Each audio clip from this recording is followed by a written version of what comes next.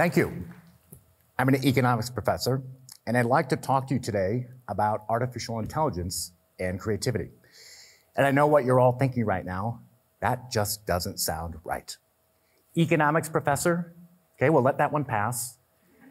Artificial intelligence? Well, now we're kind of stretching things. Creativity? I know that's not right.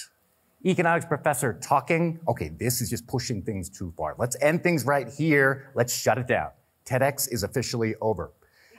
So let me begin by taking the most confusing part of that sentence and beginning there. What is an economics professor doing speaking about creativity? I know you're all thinking it, I just verbalized it.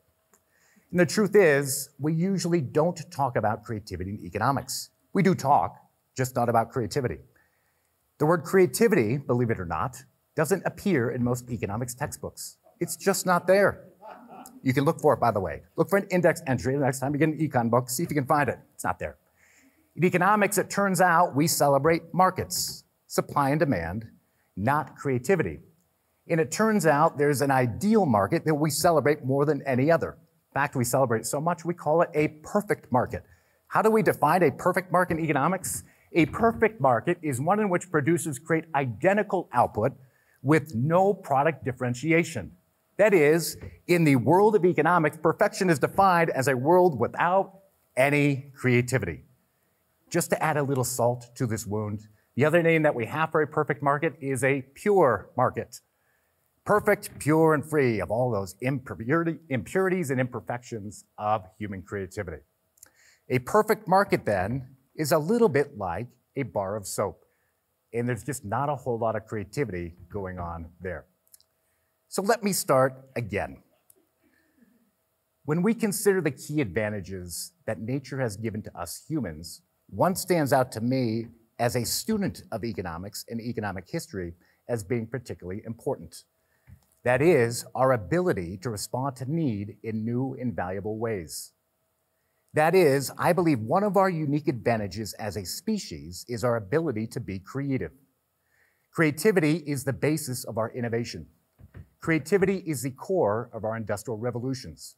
Creativity is the essence of our material development. It is how we humans have somehow secured our material existence. Creativity is our unique and comparative advantage as a species on this challenging and sometimes unforgiving planet. In fact, one could argue, no other species in the natural world has matched human material progress and human economic development, in part because no other example of natural intelligence has yet matched human creativity. And here is where we return to our first sentence. What would it mean then, from the perspective of economics, if artificial intelligence developed a form of creativity that met or exceeded the creativity of the human race? This question no longer belongs to the world of science fiction. My fellow researchers and I believe an advanced form of creativity is now emerging in AI, and today I'd like to talk with you about what I think this means. When people are at their most creative, they're responding to a need, a goal, or a problem by generating something new. It's a product, it's a solution, it's an output, and it's an output that didn't previously exist. Necessity, the saying goes, is the mother of invention. In this sense, creativity is an act or process. It's a process of combining existing inputs or resources. They could be ideas, materials, ingredients, knowledge, and they're combined in a novel way that's useful or gratifying, that satisfies that initial need. Often that end result, that end product, is also surprising. It's unexpected. It's something that we did not entail or expect, something entirely new that the creator did not and maybe could not foresee. And that, in many ways, is the mystery of creativity. This ability to create something new that did not previously exist. It's not a copy. It's not an imitation. It's an entirely new configuration of resources.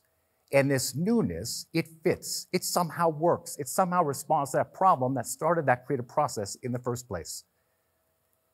It might involve an ingenious invention, a wicked punchline to a joke, or a groundbreaking theory in physics. It might be a unique arrangement of notes, tempo, and lyrics that results in a catchy new song. all new, unique configurations of existing inputs. They excite us. Sometimes they excite us so much we can't help but say, aha, or eureka. Sometimes we just split out in laughter. That moment is so exciting. All things new and useful that didn't previously exist. Which is what truly surprised me about the content generated by the latest versions of AI, including GPT-4, the engine that powers ChatGPT. When prompted with tasks requiring creative thinking, the novelty of GPT-4's output was surprising to me. It reminded me of some of the most creative ideas that were offered by my past students and colleagues, those I had worked with in the past as a teacher and entrepreneur. The ideas were different, yet they were relevant, and when required, they were quite imaginative. Consider the following prompt offered to GPT-4. Suppose all children became giants for one day out of the week. What would happen?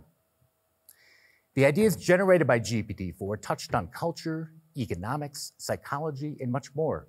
Many ideas unique in terms of the novel connections generated. Here are some of the examples. Giant children would require giant pants. That makes sense. Childhood can be embarrassing enough without worrying about giant pants to wear on giant days. GPT-4 goes on. The environmental impact could be significant, with increased resource consumption and waste production on giant days. As a parent, I can tell you I've never thought so deeply about the potential environmental impact of giant diapers. Sometimes the consequences identified by AI were more concerning. Giant children, if subjected to previous bullying, might project this bullying onto others. This combination of novelty and utility is difficult to pull off, as many creative thinkers can attest. Yet AI seemed to be doing it, and doing it well. So my fellow researchers and I decided to put AI's creative abilities to the test, quite literally. We had GPT take the gold standard of creativity testing, called the Torrance Test of Creative Thinking, also known as the TTCT. The TTCT prompts the test taker to engage in the kinds of creativity required for real-life tasks. That is, real-life activities that require, almost demand, that we be creative. Things like asking questions, guessing cause and effect, improving a product, or imagining a different future. Real-life tasks that we use in the business world all the time, and especially important for things like entrepreneurship. The tests are not designed to measure historical creativity. That is, the transformative genius of individuals like Mozart and Einstein. Rather, it's designed to measure general creative abilities, sometimes called psychological or personal creativity. We ran the TTCT through GPT-4 8 times. The results were then scored by trained reviewers at Scholastic Testing Services, or STS. This is the private testing company that actually owns the intellectual property rights to the TTCT.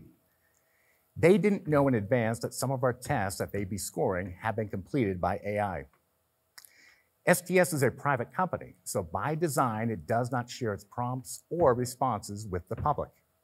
This ensured that GPT-4 would not be able to scrape the internet or any database for past prompts in their responses.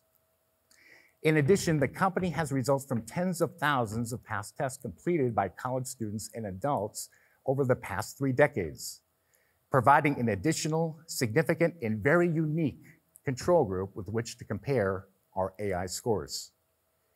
Here are the results. In all 8 tests, GPT-4 scored in the top percentile, the top 1% of all test takers for the originality of its ideas. GPT-4 didn't just pitch a perfect game, it pitched 8 perfect games in a row. This marks one of the first examples of AI meeting or exceeding the human ability for original thinking. Our results in 2023 were peer-reviewed and recently published in the Journal of Creativity. Since then, other researchers have arrived at similar conclusions in their research of AI and creativity, including the Wharton School of Business and others. In short, we believe that AI models like GPT-4 are now capable of producing ideas that we humans see as unexpected, novel, and unique. That is, AI is now developing a form of creativity, what many researchers are now calling AI creativity or artificial creativity. The emerging creative ability of AI may seem surprising for many reasons. In some ways, it's shocking. For one, many outside the research community continue to believe that creativity cannot be defined, let alone measured. Yet products of human novelty and ingenuity have been prized and bought and sold for thousands of years. That is one measure of how much we're willing to give for a prized possession. And creative work has been defined and scored in fields like education and psychology since at least the 1950s, as the TEDxUniversity indicates. Others are surprised that the term creativity might be applied to non-human entities like computers. Yet many now believe that non-human animals can be creative. It can solve problems in new and sometimes ingenious ways in nature. In the sense that a new form of intelligence might exhibit a form of creative ability may not actually be that surprising, even if it jars our current notions of what human creativity and human intelligence might be. In their now famous proposal for the 1956 Dartmouth Summer Research Project on artificial intelligence, this is the paper that launched the seminal research program in actual language of artificial intelligence, the founders of AI highlighted their belief that they could, quote, simulate every aspect of learning or any other feature of intelligence, including, in their terms, randomness and creativity, to solve problems guided by intuition. In the same proposal, computer scientist Nathaniel Rochester revealed his underlying motivation for contributing to AI research. How can I make a machine which will exhibit originality in its solution of problems? Apparently, AI's founders believed creativity, including the originality of ideas, were among the specific forms of human intelligence that machines could emulate. More importantly, I believe, they thought that emulating human intelligence would likely require a form of creativity. Intelligence, whether human or AI-based, is defined in part by creative thinking. We likely cannot have one without the other. There can be no artificial intelligence without artificial creativity. What then does it mean for AI to be creative? I'd like to leave you with 4 ideas that I think are going to be increasingly important in the future. First, the emergence of artificial creativity will challenge our current understandings of human creativity. Human creativity will no longer be seen as a mystery. Rather, it will be increasingly understood as a process, a uniquely human process to be sure, but a process nonetheless, and a process that we will better understand as AI creativity continues to develop. Second, given the advanced creativity demonstrated by the latest iterations of AI, we believe an important and required element of artificial general intelligence, that is, AGI, has been achieved. That is, the effective simulation by AI of a particular feature of human intelligence, general creative ability, is now a reality. And artificial creativity, as a central component of AGI, will only continue to grow as AI models of human intelligence continue to develop. Third, defined in part by artificial creativity, AGI and future iterations of AI will likely power an unprecedented period of innovation, what we will refer to as the final industrial revolution. In the future, AI will empower new waves of innovation, waves that will likely usher in a new era of productivity and productive capacity for businesses, regions, and nations, an era defined by what we're calling the production of plenty. This new era of innovation will impact economics, including how we think about value in an era of creative production led in part by machines. As such, it will likely challenge current notions of equity, work, and leisure, and maybe even force us in economics to include that word creativity in our textbooks. Fourth, and finally, the continuing development of AI creativity will highlight a more pressing concern for those of us in education. Very few official programs to date have specifically targeted human creativity and have been designed to cultivate its development. This needs to change, and it offers an intriguing use case for artificial intelligence. using AI to help develop human creative abilities in ways that have not been previously possible.